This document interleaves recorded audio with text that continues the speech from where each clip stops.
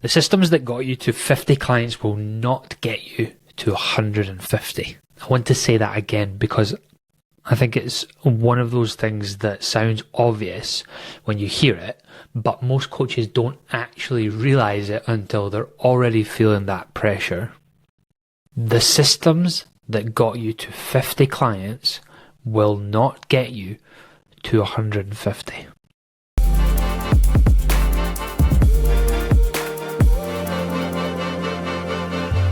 Welcome back to Digital Gains, the podcast for online coaches, personal trainers, and gym owners to help you grow your business through design, marketing, and automation.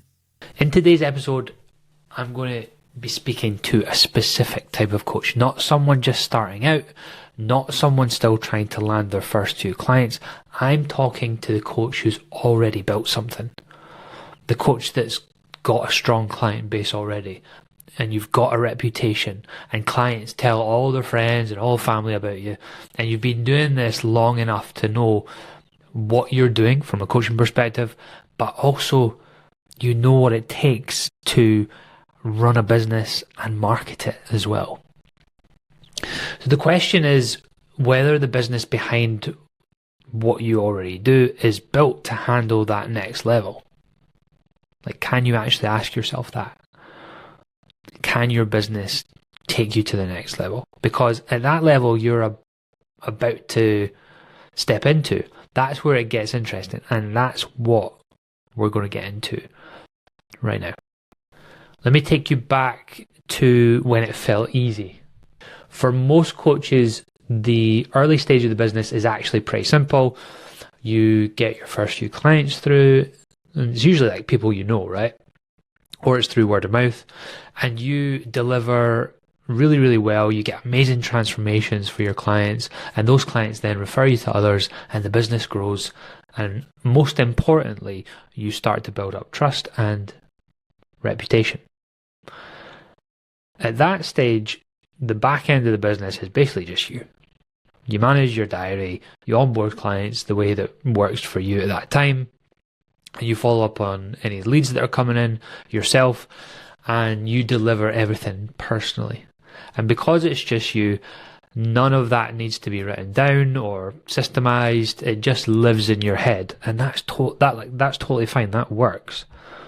After a while, you might add in maybe a simple CRM, or maybe you're just using like a spreadsheet to track leads and track your clients. You've got different forms, maybe an intake form, onboarding form. You've got templates set up, and you put together a few processes that work because you're the only person running it. And at that stage, honestly, like, that's enough. The business, when it's founder led, when it's founder run, it works. Like, you don't need anything else. You're good at what you do, and the business reflects that. And you can manage the leads, you can manage the clients. There's no pressure on you. You're just continually growing, which is great. But this is what happens next. And this is the part that nobody, to be honest, really warns you about. At some point, the business grows to a level where the way you've been running it starts to kind of create a bit of friction. It might be kind of subtle at first. You're just a bit busier than you'd like to be, and there's a few more leads coming in, which is great, but following up with them starts to feel maybe like a part-time job, right? You're constantly on your phone, in Instagram DMs, and you're not able to do the other bits and pieces that you wanted to. Or maybe onboarding new clients is taking like a lot more of your time to do. And so all of this admin starts to kind of creep in, and you're not able to spend time on the actual coaching side of things, or even the marketing of your business. And a lot of coaches at this stage make what feels like the natural next move. They bring in help, right? Maybe they hire a VA. Maybe they bring on another coach to help with delivery. Maybe they start building a small team around them. And I'm not saying that's wrong. This is just where it can start to get a little bit complicated. Because bringing in people sometimes doesn't actually simplify the business. If the infrastructure isn't there to support those new people coming in. So what actually happens, and I've seen this repeatedly, is that the systems you built for yourself, the ones that work because you were the only one using them, start to break when you add in a team member or multiple team members. Because nobody knows the process. It's always just been probably just in your head. You try and explain it to that team member, but it never quite sticks. So leads then start getting followed up maybe a little bit differently, depending on which team member picks them up. Maybe the onboarding becomes inconsistent because one client gets an amazing, great experience, but then the next one gets something slightly different. And you don't even realize that until someone actually mentions it. And that's the wrong time to get that feedback. Your new coach or coaches are good at coaching, but they're constantly coming to you with questions that you thought they'd be able to figure out, or because, you'd written some stuff down for them and gone through things with them, but they've just not quite picked it up in the way that you want them to. So instead of actually freeing up your time, growth is creating more pressure on you. And instead of the business feeling like it's moving forward, it starts to feel like you're managing a version of the business that wasn't designed for this, right? And this is kind of the moment the business stops feeling simple. And the reason it stops feeling simple is not because you've done anything wrong. It's because the infrastructure was built for a different version of your business. And that version was always going to reach its limit at some point. And a lot of time when coaches hit this point, the instinct is usually to fix the symptoms. So a coach will go away, they'll get a better CRM, or they'll hire a different VA. They'll build a new onboarding process. They'll try different project management tools. They'll try one of the hundreds of lead generating tactics that they see online or the gurus kind of tell them to do. And some of it can be wrong, but most of it's not. It's just doing those things without stepping back and looking at your business properly just makes the whole process a hell of a lot harder. Most coaching businesses at this stage are built around your brain, not a proper operating system. Everything works because you know how it works. The moment someone else needs to run part of it, or you need to step back from any piece of it, the whole thing starts to fall apart.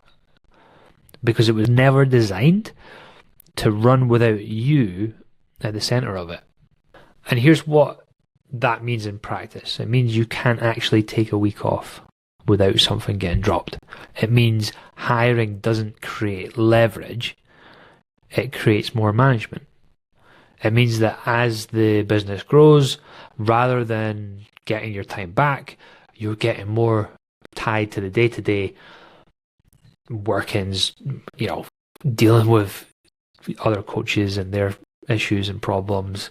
And so the solution to all this is building an ecosystem, a proper operating system for the business that can run through a structure and not just run through you. And that's what I do day in, day out, is help build these systems within your overall business ecosystem. So what does that actually look like? When I work with the coaches at this level, the starting point is always the same. We do a full systems audit of what you're currently doing, and we map out your entire ecosystem before we touch a single tool. Because until you can see the whole thing clearly, you don't actually know what's working, what's broken, or what's missing. A coaching business ecosystem at this level has 5 core areas. So this is the framework that I've developed over the last 10 years, I guess. The first stage is discovery. This is how people find you. That might be through your content, online. It might be through referrals, it might be through partnerships, or maybe through paid advertisement if that's something you're doing. But It's always intentional. It needs to be consistent. It's not just whatever happened to work last quarter. So we need to make sure that the discovery has a system around it and it's intentional. The second stage is lead capture. This is what happens when someone shows interest, right? How do they come into your world? How do we take them from social media into the ecosystem? What do they get access to? How does the experience feel for them? And is it consistent for every single lead? Once you've captured that lead and they've got something, usually through a lead magnet of some sort, they then go into the nurture stage. And in the nurture stage, this is where most coaching businesses this is where the leaks are. Leads come in, but because they don't convert immediately, they fall away. And it's not because they're not interested, it's because there was nothing there to keep them engaged, provide more value, and ultimately build trust. Building trust and connection in this kind of nurture stage is the most important part, because it's how you take a cold lead to a warm lead and eventually to the fourth stage, which is conversion. This is where your sales process built up of your offer or in your call or booking or your application system kicks in. When the 3 stages before this are working properly, conversion gets way easier because the person arriving at this stage already knows you, already trusts you, and has already been making that decision in the background.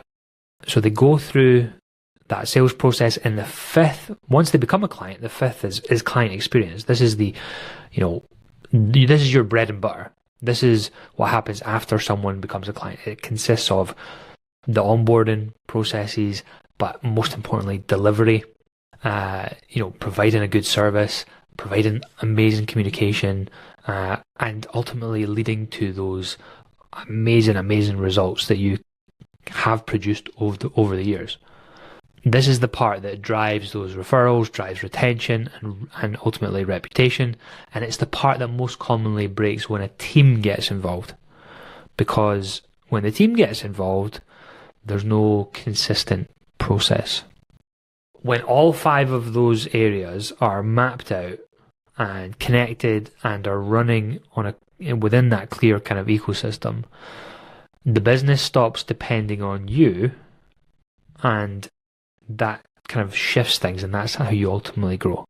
You've got everything speaking to each other through the various different systems, automations, SOPs, team, whatever it might be, all connected, all speaking to each other, all mapped out and within a clear system, a clear approach. And that's how you can scale and grow. And how I approach building the ecosystem and working with the clients is I take what I call a blueprint first approach. The name says exactly what it is, right? Before we build a single thing, before we set up any tool, before we build an automation, before we create any new process, we design the whole ecosystem on paper first. We get complete clarity on how the business is supposed to work, what every stage looks like, how leads move through it, how clients experience your service, how the team operates within it. And that blueprint that we map out becomes the operating system for your business.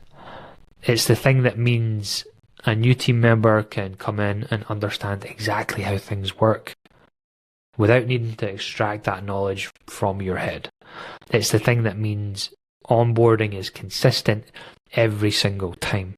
It's the thing that means you can step back from a part of the business and it keeps moving forward because it runs on the structure, not on you remembering everything.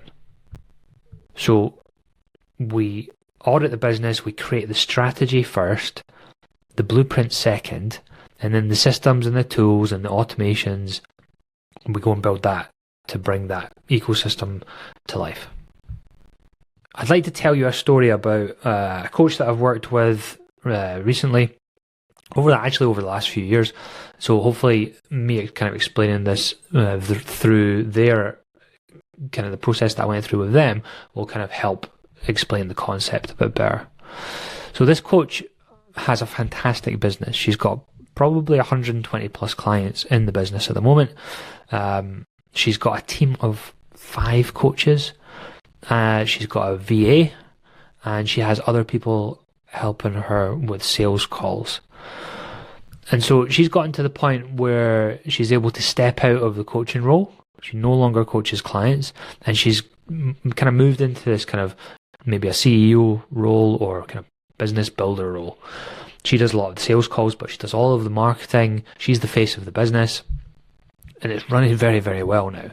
And she's got a good team around her. But when she first came to me, she was struggling mentally with a load of things. She had so much to do. She was doing a lot of the coaching. She was trying to train her coaches. She went through a few different coaches. She was doing all of the sales calls. But the tech side of things was a complete mess because she'd built systems and processes just on top of one another. She had been in multiple different mentorships, all of which were telling her to do X, Y, and Z, and try this tactic, change this system, bring on these staff members, and she was just following the advice, all at the time probably good advice. But the main thing was that when I did an audit of her business, she was using one tool for her email marketing, she was using another tool for her CRM, she was using about 3 different things to try and manage her clients, which consisted of like spreadsheets. She had Trainerize, she had her CRM that she was sort of half using, and it was honestly a complete mess. And on top of this, she was using like Calendly for her calls, which was costing her a fortune because she'd added lots of team members into her Calendly account, and you get charged per user. So, and she was also using Typeform for doing all of her client check-ins across all of her different coaches.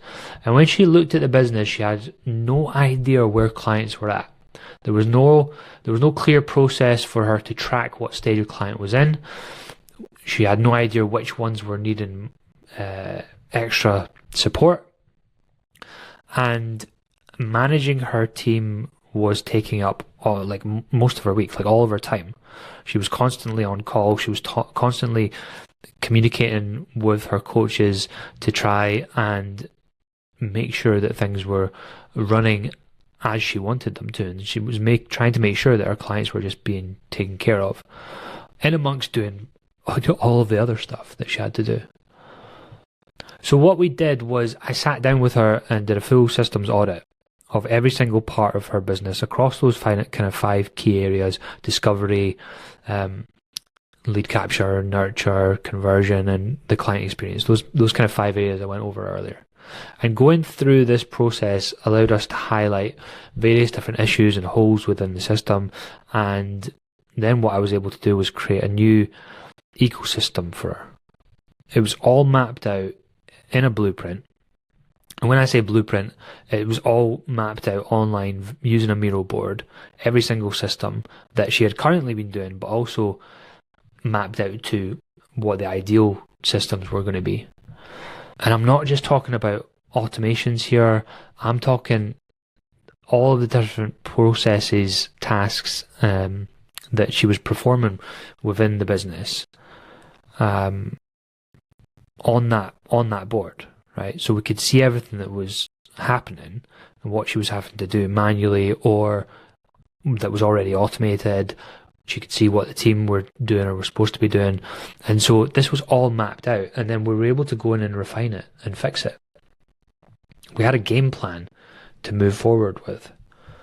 And the fixing part was relatively simple because we knew exactly what we needed to fix, and a lot of it was already there. It was just a case of tweaking some of the systems and automations and making sure there was SOPs for the rest of the team. It was nothing crazy. It was nothing major. We didn't overhaul anything, and we brought everything together under one roof. We brought it all under high level, right, as her main CRM, but also it was taking care of all her calls, all her systems, automations, marketing. Everything was just under one roof, so she wasn't relying on multiple different tools. But the biggest thing was, because we had that blueprint, we were able to look at the customer journey end to end, from the discovery phase into essentially client retention, right? End-to-end customer journey from start to finish, from they first come into her world all the way through to them being a client, getting an amazing transformation, and possibly even going on and leaving the business. You know, her headspace, she's not mentally overloaded. She's not spending as much time on trying to fix things or manage the team or constantly try to figure out what clients are at risk or what clients are needing that extra support.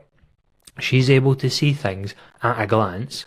She knows that her team are on top of it, and she's able to focus on what she does best, which is marketing and sales, to continue to ultimately grow her business. So it all came down to implementing a blueprint-first business approach, mapping out her entire ecosystem from scratch, and every process, every touch point, every stage of that client journey. We built an operating system that the whole team could work within, so that delivery was consistent regardless of which coach was involved. Leads were handled the same way every single time, and onboarding felt like a premium experience rather than kind of disjointed.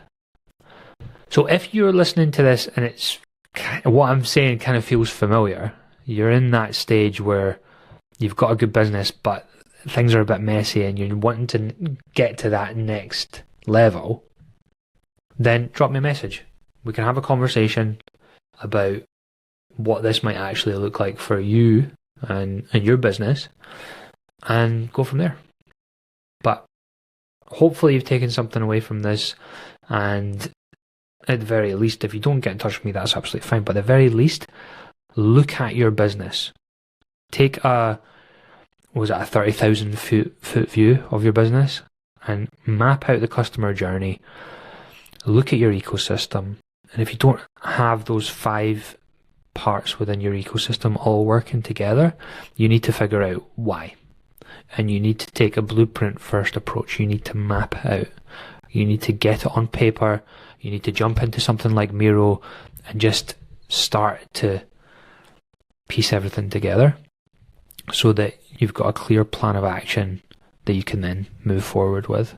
And like I said, if you've got any questions, drop me a message. More than happy to chat, more than happy to help out and offer advice. Thank you for listening, and I'll catch you in the next one.